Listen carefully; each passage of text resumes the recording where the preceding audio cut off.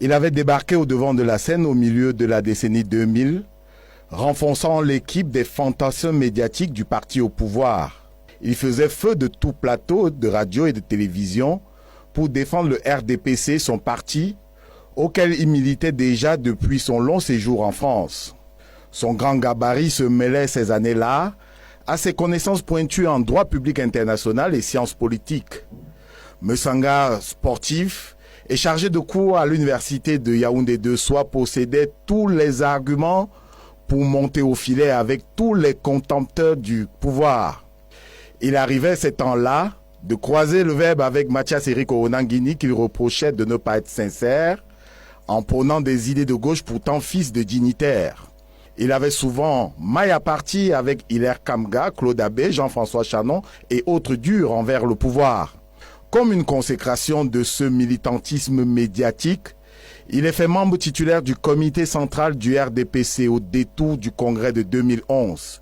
Et Mesanga Nyamding se voyait un costume de membre du gouvernement ou tout au moins élu du peuple, réclamé à corps et à cri à travers le faisceau hertzien. Premier désenchantement, l'investiture refusée par son parti pour les premières élections sénatoriales en 2013, avec Ateba Eyene, qui s'était vu également refuser le précieux sésame, le chef de Bodiman dans le CAM, passé maître de conférence entre-temps, est convaincu qu'au sein de l'appareil gouvernemental, en tout cas il le laisse croire, existent des cadres et castes qui sapent l'idée de la démocratie chez Paul Biya. Naquit alors le concept du coup d'état scientifique, défini comme une action sibylline, sournoise, menée par de seconds couteaux qui veulent soulever le peuple contre Paul Biya alors qu'ils sont entretenus aux frais de la princesse. Charles Ateba Eyene, co-religionnaire décédé, Mesanga Nyamding reprend quasi seul le flambeau. Mais impatient d'atteindre un strapontin gouvernemental, il affiche des actes déloyaux envers sa famille politique au point de tracer une ligne de démarcation entre lui et les autres. Mesanga, le biaïste, aveuglé par ses frustrations, il multiplie ce qui est perçu par la direction du parti comme des sorties de piste.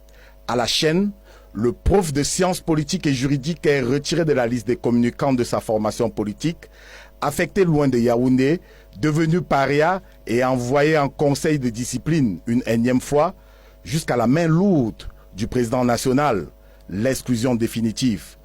Le prof n'aurait pas bien assimilé le cours. La discipline du parti s'accoutume très peu, au RDPC comme ailleurs, de la liberté de dénoncer.